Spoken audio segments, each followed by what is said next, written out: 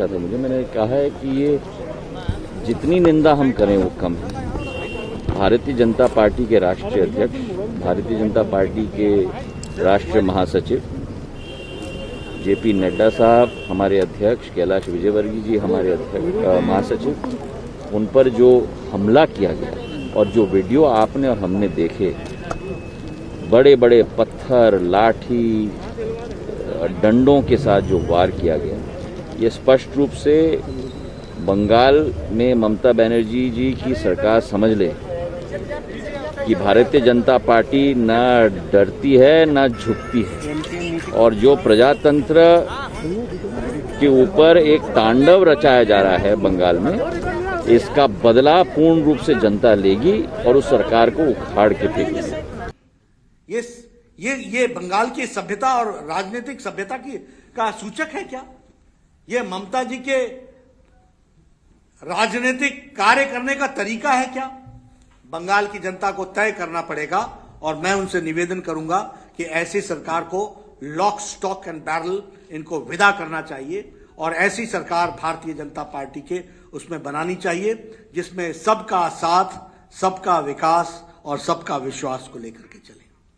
जब हम भ्रष्टाचार की बात करते हैं तो cut money is the order of the day.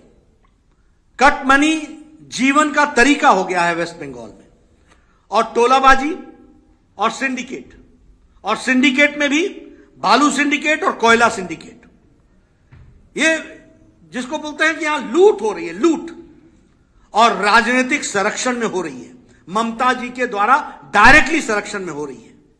तो इसलिए टोलाबाजी भी हो रही है, कटमनी भी हो रहा है, सिंडिकेट भी हो रहा है, कोयला और बालू पर सिंडिकेट चल रहा है।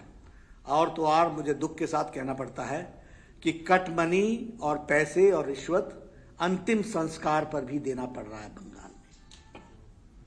This is the situation. मेरी बात किसी को लगती हो तो चैलेंज कर देना, लेकिन अंतिम संस्कार के लिए भी पैसे और घूस और उसके लिए भी ब्राइब चल रहा है, वो हमको समझना चाहिए। ममता जी क्या कहती हैं? 75% बीजेपी, 75% टीएमसी को कटमनी दो, 25% अपने आप रख लो और लोगों की छुट्टी कर दो। ये संस्कार है, ये बातचीत। उसी तरीके से अभी कहा गया कि ममता जी द्वारे द्वारे, पहले ममता जी वारे न्यारे, अब द्वारे द्वारे, और चुनाव के बाद फिर वारे न्यारे। लेकिन बंगाल की जनता अब छोड़ने वाली नहीं है। द्वारे द्वारे घूमो, चाहे जैसे घूमो, आपको बंगाल की जनता छुट्टी देने वाली है। जमीन आपकी खिसक चुकी है, यह हम आपको बताना चाहते हैं।